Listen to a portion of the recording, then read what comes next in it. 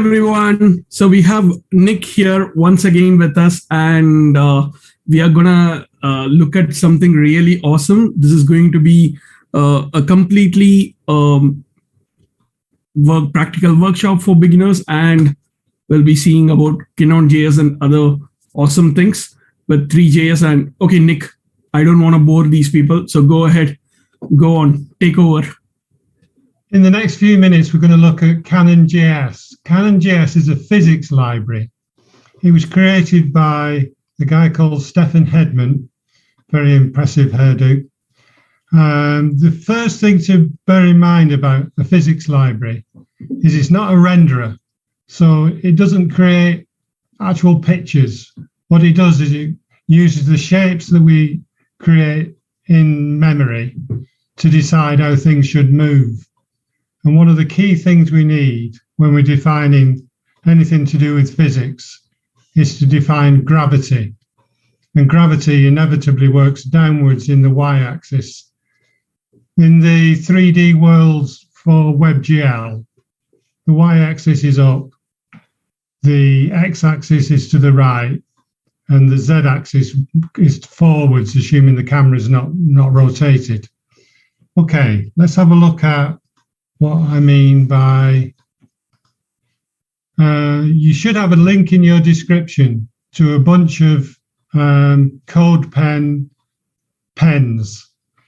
And the first one, I'll actually add them as well in the chat as well, so you can have a look at them. So they are already in the description, and you are going to get this on the chat too.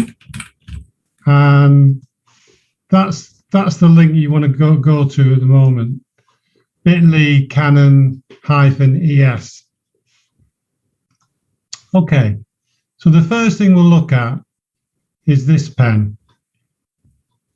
So see how we've got balls dropping and they're hitting each other and moving out of the way. Now, the first thing I said is there's no renderer built into CannonJS. So how are we seeing these pictures? We see in the pictures because we're combining it with ThreeJS. ThreeJS is one of the most popular WebGL libraries that you can get, and it's very well supported. So let's have a look at how we created this, and we're going to adapt it slightly as we go. The first thing we're going to need is we're going to need ThreeJS. So we're going to import that as 3. So we get the entire library, and we're getting it from this source, which is from my latest games course. Then we import the whole of the Cannon library. The Cannon library was written over 6 years ago, and there's a new fork of it called CannonES, and that's being updated, maybe not daily, but certainly weekly. In order to merge CannonJS and ThreeJS, we have a helper. That's something that I created as an adaptation of the way that the demos are presented in CannonJS. And if anybody knows ThreeJS well, then they'll be familiar with orbit controls. Orbit controls just allows me to rotate around while I'm moving my mouse. We won't go into that at the moment. If we look at the let's just hide that for now. If we look at the constructor, we're splitting the process into 3 stages.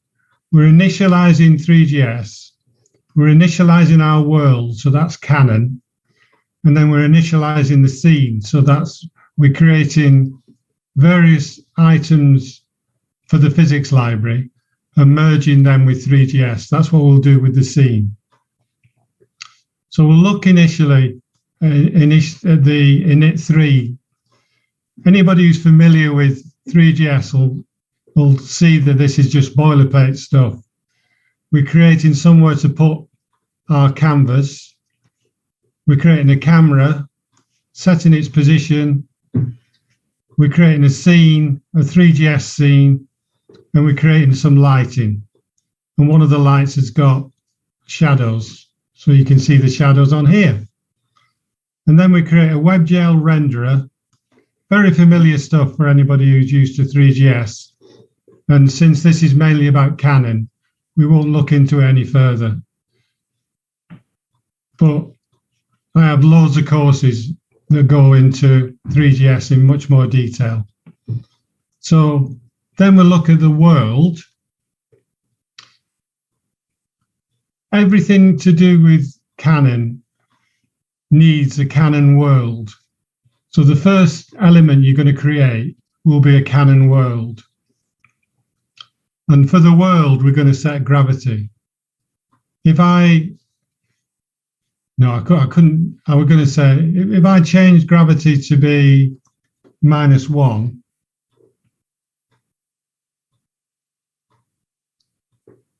then the balls all come in much slower. And you can see that there's quite a significant difference. I'll put it back to 10. The helper takes a 3GS scene, that's this.scene, and a Canon world, and then it's going to merge those two things together. And since here we're in a class, we're saving the world as a property of the class. In the render, we update the world. What's this arbitrary number? This is 1/60. The default frames per second is 60 frames per second. And so if that is 1/60, so it's a 60th of a second is 0.0167. Then we update our helper. The way that it works is that all the elements that we've got in Canon are going to be will have a 3GS equivalent. So each sphere, there will be each Canon sphere, there'll be a 3GS sphere. And we want to move all those 3GS meshes into the position and orientation defined by the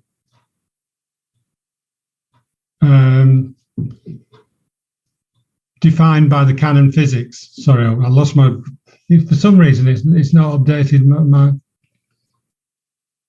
Do you want to try refreshing or something? No, that'll do it. That's better. Great. Okay, so we create a Canon world. We set gravity. And for the purposes of being able to visualize something, we create a Canon helper. We create an instance of a Canon helper that takes a scene and a Canon world. Okay, and then in the render, which is a loop that's rendered on as fast as the browser can cope with, which is usually 60 times a second, we step the world and update the helper and then render our scene. Okay, so let's take a look at how we create these various bits and pieces. The first thing we're going to need is a plane that defines the ground, because otherwise these things will just disappear and just drop forever. Whereas you can just about see an horizon line there. And that's because we need a plane, a ground plane. So the way that Canon works is you create shapes. And one of the shapes you can create, let me look back at, sorry about this, the various shapes you can have. You can have a plane, a sphere, a box, a cylinder, and you can actually have more complicated shapes, but we'll come to that later on. So the first thing we're going to create is a plane shape. It's created in the XY plane. So X here, Y here. And we want our ground to be lying down in the XZ plane. So we're going to have to rotate it. So we create our shape. Then we create a body. When we create a body, it needs to have a mass. And if we set the mass to that's its weight effectively. If we set the mass to 0, that has a special meaning. It means it's static. No matter how far it gets knocked by other things, it isn't going to move, but it is going to affect the way that other things interact. Once we've created a body, we add our shape, so that's our plane shape, to the body, and then this rotates it backwards. If anybody doesn't know about radians, let me explain radians to you.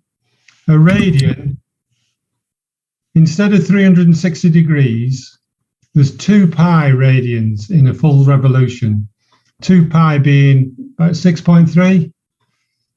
So if we lean it back,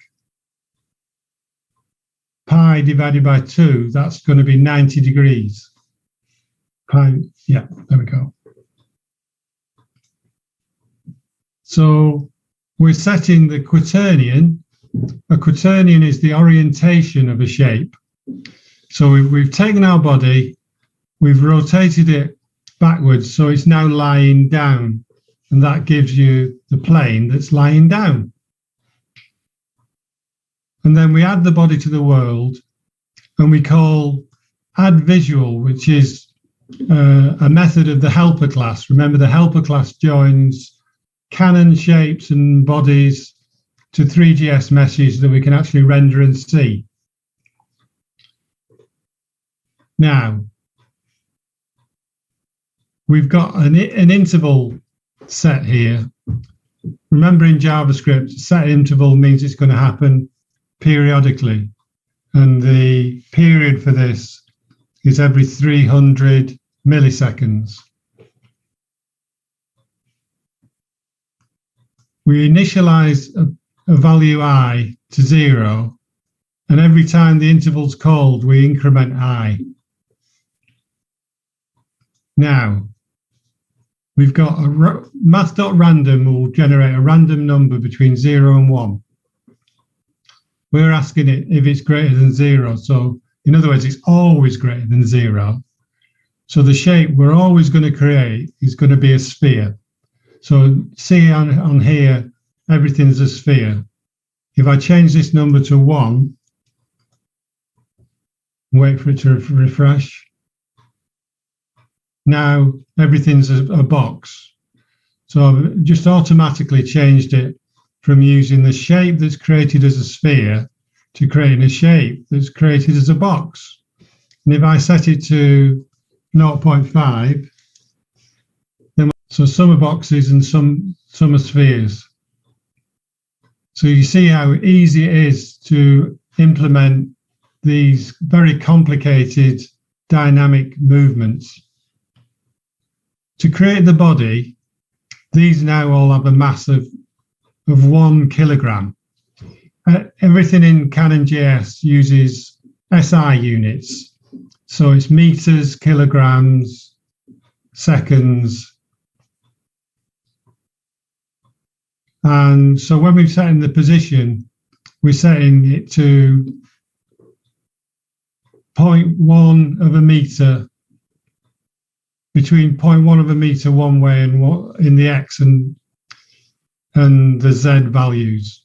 And then we're setting it 4 meters high in the Y. So the spheres which are sized 0.4, so that's 0.4 meters in radius, are starting life 4 meters above the ground plane and dropping down. Just as we did with the plane, we had the body to the world, and we add a visual version of it. This changes the color of it. So if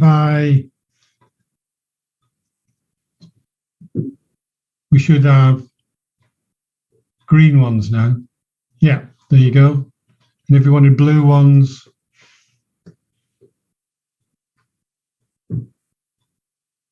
we do that. Okay. If the body's length, bodies is just an array that we're pushing all these bodies into, And if the length of it is greater than 80, then we kick out the first one. So that we never get an array that's longer than 80. Okay, so that's absolutely the bare bones of how CannonJS works. We start by creating a world. We then create bodies. A body must have a shape in it. It can have more than one shape, but all the ones in this instance just have a single shape. And so you can create quite a complex item, quite a complex body by putting multiple shapes into it. Okay, and then you add the body to the world, but before you can see it, you need some visualization of it. And in this instance, we're using the Cannon helper to add a visual version of it. But whenever we call the add visual method, it looks at the body, finds all the shapes in it, and creates a mesh that's suitable for that shape. And we can optionally add a color. If we ditch the color out entirely, then they're all going to be gray.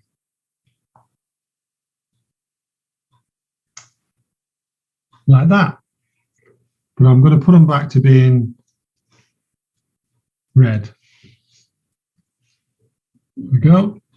There are some crazy questions to you, Nick. Should we take a one or two? Or yeah, go ahead. Please do. Go ahead.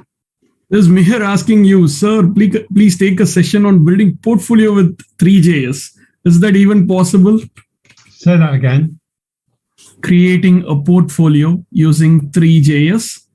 Oh, of course you can.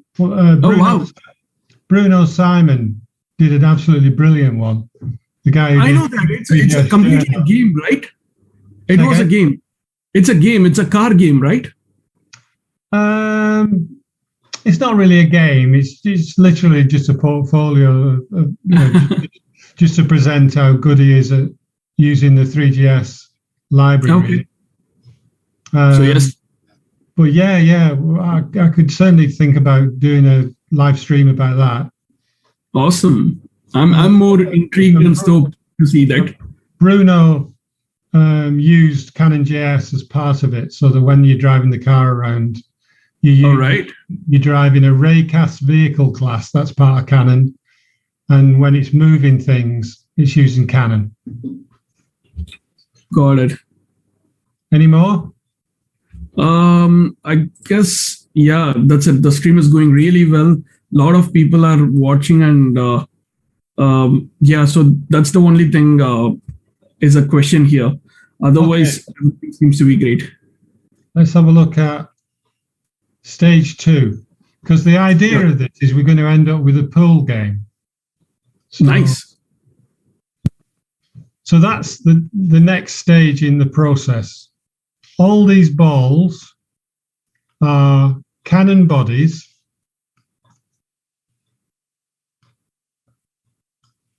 And that's a box that's been shaped. That's a sphere. They're all Cannon bodies. So if we look at, okay, so just as before, we've got init3, that's identical to before. We've got init world, that's identical to before. Actually, slightly different in that we've now got allow sleep. So when the ball comes to a really slow point in its movement, it will just stop completely rather than just shimmer.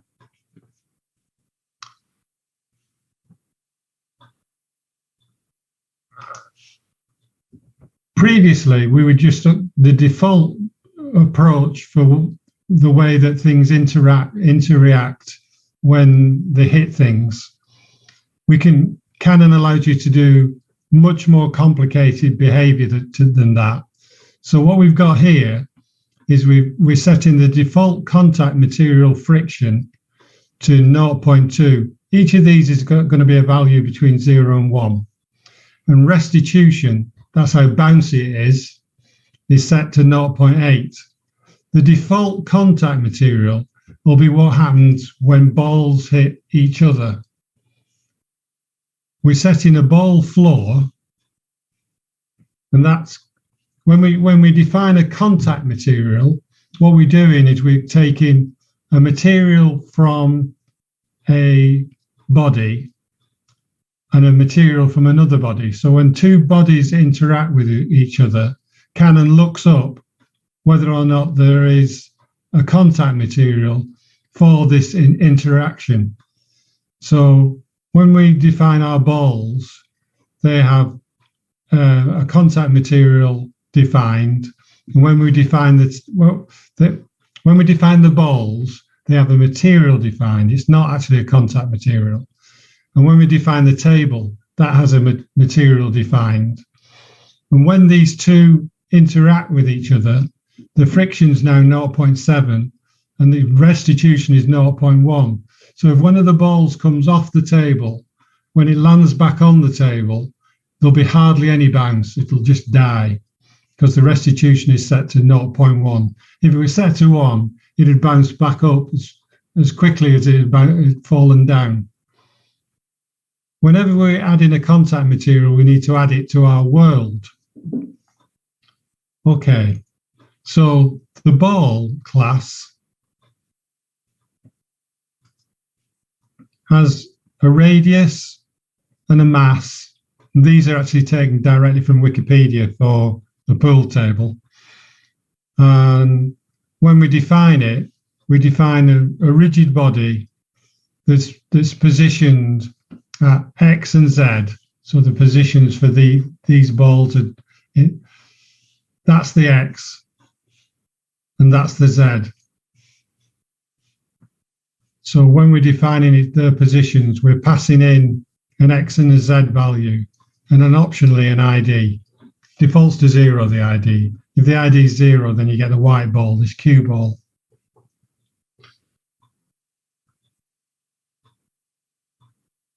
Now, we'll come back to that. So when we create the ball, it has a mass which has been defined. It has a position.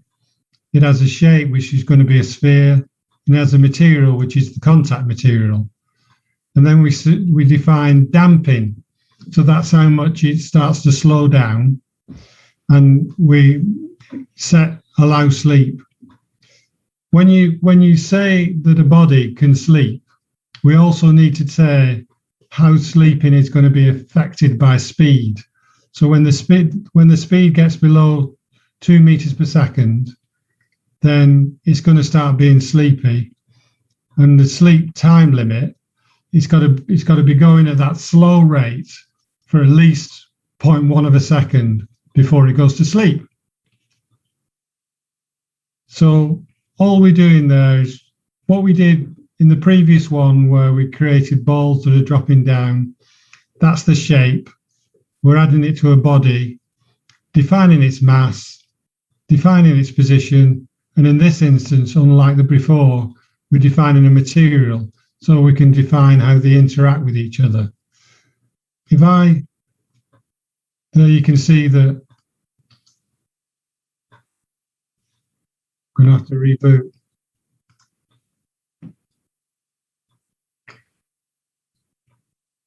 What will happen is it'll always go in the direction that, notice that we're going to need walls for this table. Okay, so the table at the moment is really letting the side down because it's not got any edges and it's not got any pockets. At the moment, the table is just defined as a simple box. The length's defined, the width's defined, the height's defined, and the material's defined. But the shape is just a box that is table length divided by 2 and table width divided by 2. Why? Because when we define a Canon box, it's half the extents. So everything starts from the origin and it'll go half out to the X, half out to the minus X, half out to the Y, half out to the minus Y, half out to the Z, half out to the minus Z. So whenever you're defining a box, the the sizes that you define must be half the overall size of the box that you're going to end up with. This is just adding a visualization of it as we saw before. And whenever we create a body, we add it to the world. Okay, so that takes us to this. That's quite complicated, what's happening there, because we need to find a direction to hit the ball in. The way that physics works is that you apply an impulse in a particular direction. Oops. Keep losing this ball. We have orbit controls working on this. Does it take too much of CPU? No. Okay. Quite lightweight, this. We have orbit controls working on it. Remember, orbit controls allows me to move with the mouse and rotate round. I'm rotating around the cue ball, as you can see. That's the center of rotation. So what the orbit controls class uses two angles. It uses an angle that, if you imagine a great big globe, one angle is how far around the equator it is, and the other angle is how far up and down it is. We're interested in how far around the equator it is. That's got a rather curious name of azimuthal angle. So when we're trying to find the direction to hit this ball in, we need to know what the angle of our current camera is. And so if we look at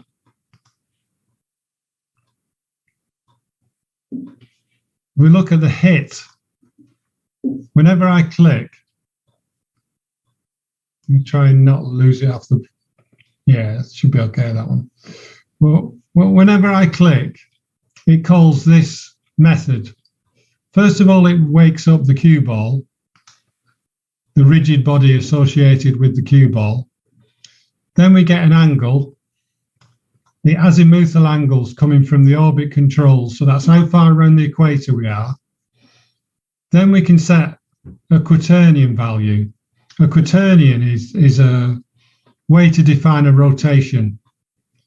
And it takes an up vector, so that's a vector that's pointing directly in the y-axis, and the angle we've just got there. And now we have the equivalent of the way that we can rotate our forward vector. Our forward vector is simply a vector that's pointing directly in the Z. And we clone it and then rotate this round using that rather tricksy bit of code.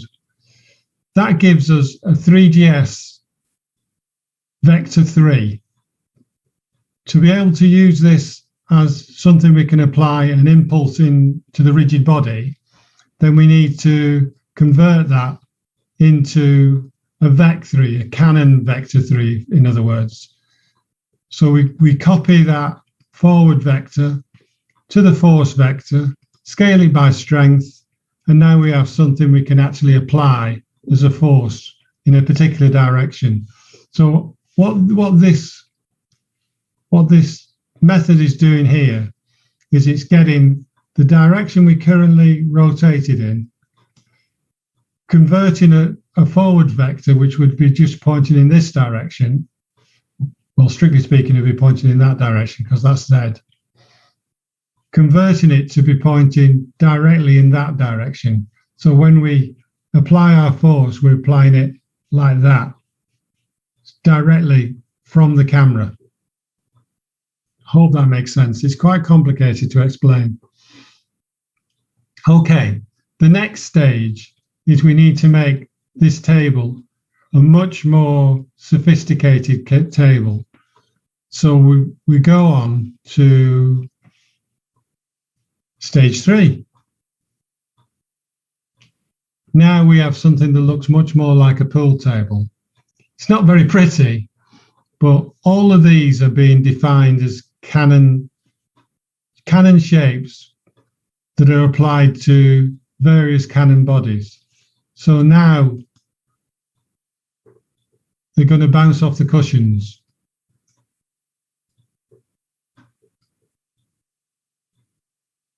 Can I? Hey, I did it. Okay, cool. So let's have a look at how we create these various different shapes. So the table, the main table is just a box, but it also has little slim boxes at either end. How can I show them? I'll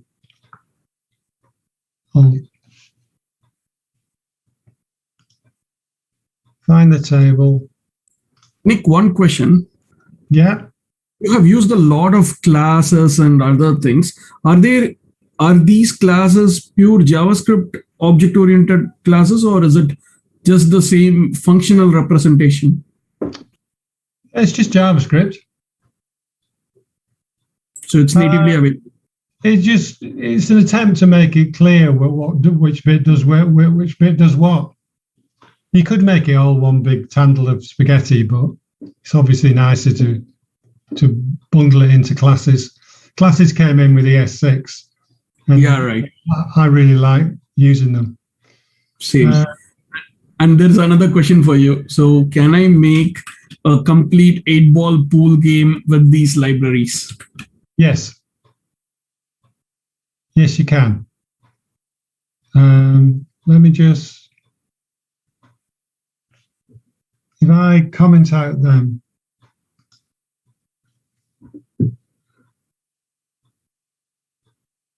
Okay, you can see now that the actual table itself is a box with two narrow bits attached to it.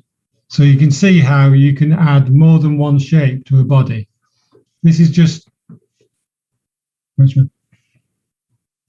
one body. The green table here is just one body with more than one shape as added to the body itself. So when I create the holes, they're much more complicated. What they're doing is, this is an arch and that's an arch, and you're defining a hole using two arches. So each one of these is just a box, and that shows you that in this instance we've got 12 boxes making up one body. So in the end, that's just one body with all 12 of these shapes making it up. And then when we add the walls,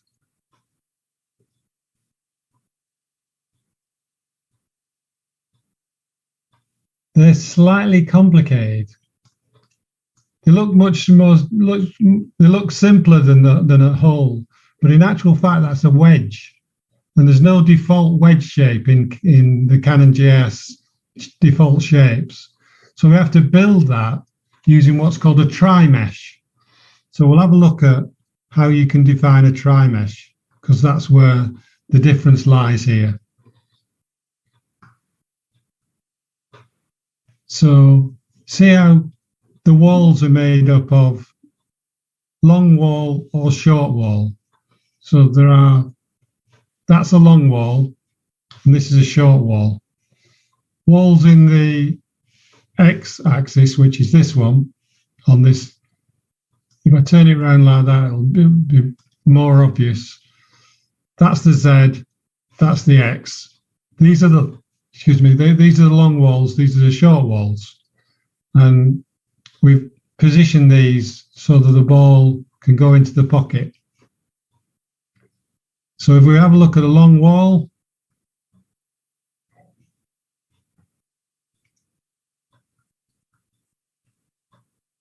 notice this vertex array. So we're defining our shape, defining each individual vertices. So there's going to be 6 vertices. Can you visualize that? 3 on the top there, 3 on the bottom there. And we define each triangle as using the indices from each of these. I think not sure it's, It might be number 3.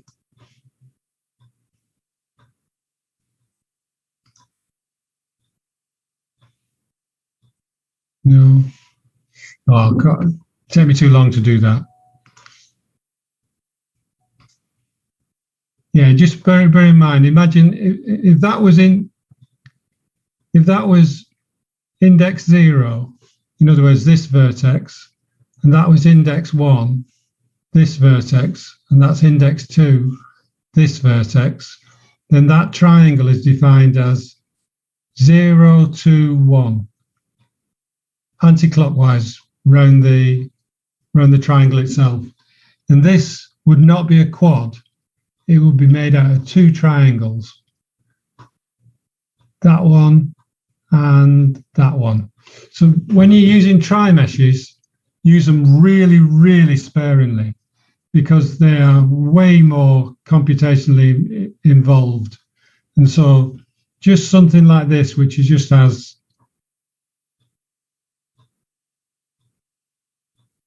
six triangles in it, you get away with it.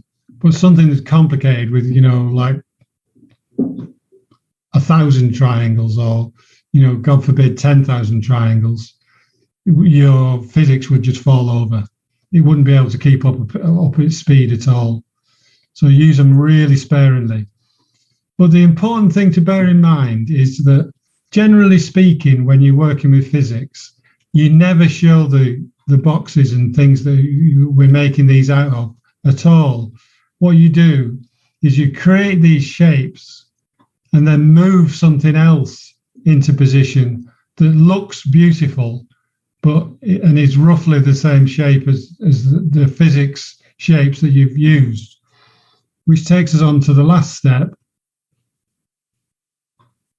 which is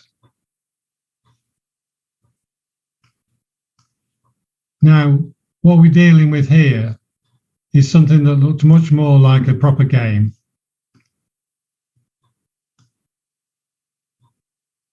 And so all these shapes now are individually created. That's a GLB file that's been designed to be exactly in the same positions as our physics shapes. And these balls are much more round because they've been used more triangles to define them, and use a nice texture. And we have an environment map, and we have something that looks much more like a real game. But essentially, at the end, underneath the hood, I think I can show it by setting debug to.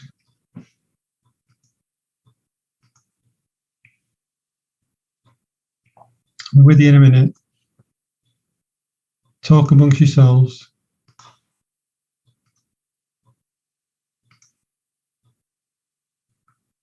Where's the game class?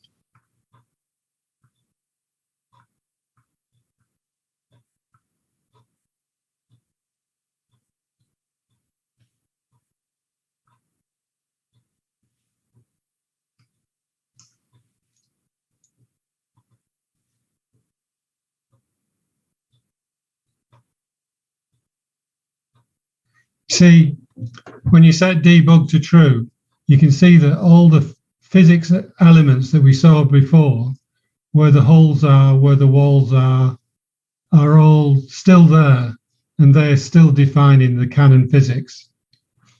Okay, that's me done. Any questions?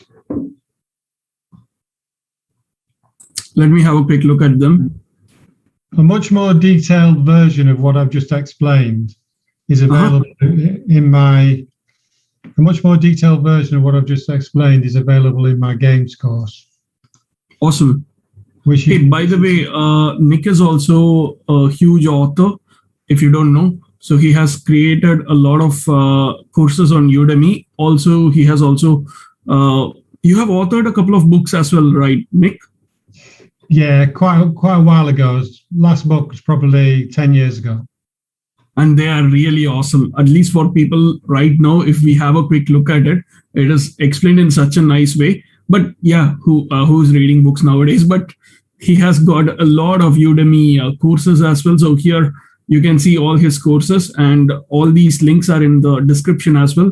Let's quickly get on to the questions right now. And yeah, so there aren't much questions, but yeah, so that was two things were the craziest ones. Like, one is the portfolio using ThreeJS, which was, I mean, obviously the car game portfolio was really crazy, and others are like, some people are saying physics is my baddest nightmare. Yeah, we can get it. So yeah, and otherwise there are not much questions. Folks, please feel free to ask your questions. And we cannot see Nick often here, so it's a rare event, and make use of his expertise. And but other than that, I really enjoyed the stream. Like, yeah, this is great. I'm, you already know, I already told you about my love towards the pool game and other things, and this is something like super cool.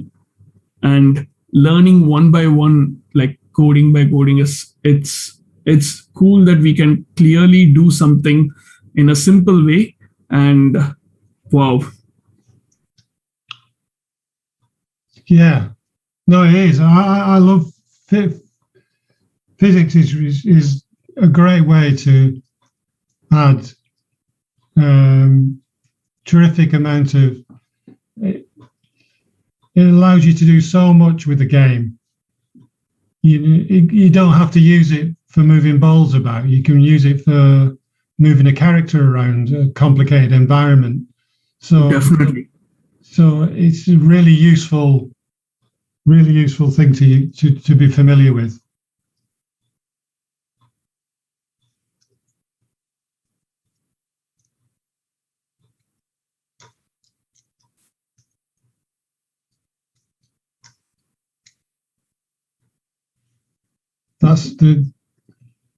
That's my latest course, which is the beginner's guide to 3D web game development with ThreeJS. So all the steps we just did and more are part of this section here, section 7.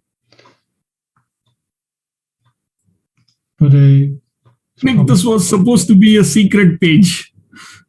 No, it's not secret at all. All right.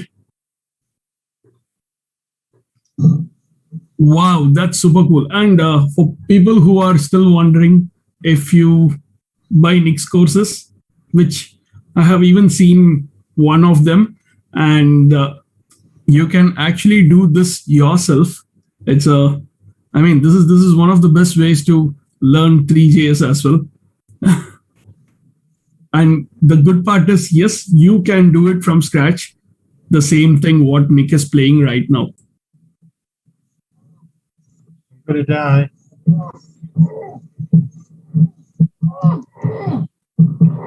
I'm dead already. But that's what you can do with ThreeJS.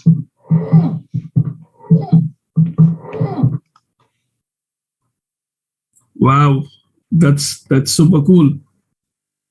A much simpler game.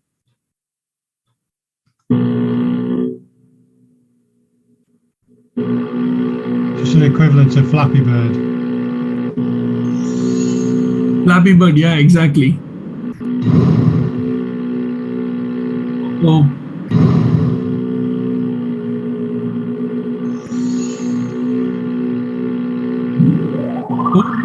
Account to the parallax here, because it's so.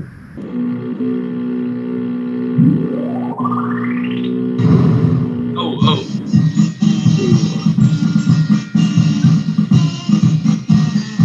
So if you want to learn how to do these things, shoot over to there, and if you're keen, press that button and get the course.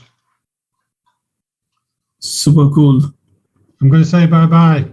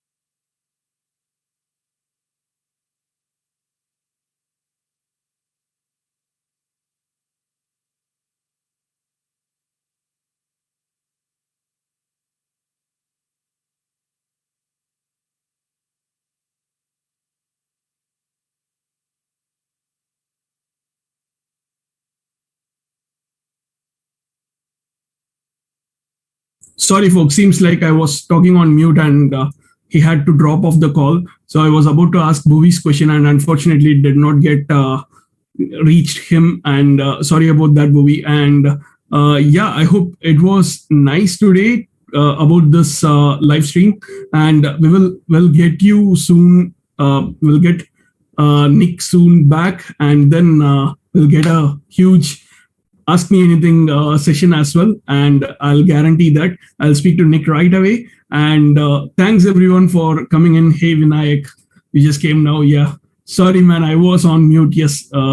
It was really bad that I did not see that I was talking in mute. And sorry about that. And see you all, folks. Stay safe and have a nice day. And yeah, so any other questions which you wanted to ask Nick by any chance? Please let me know and I'll share it with him. And otherwise, see you all. Have a nice day and stay safe. There is one awesome React.js related live stream tomorrow, so don't miss it. See you.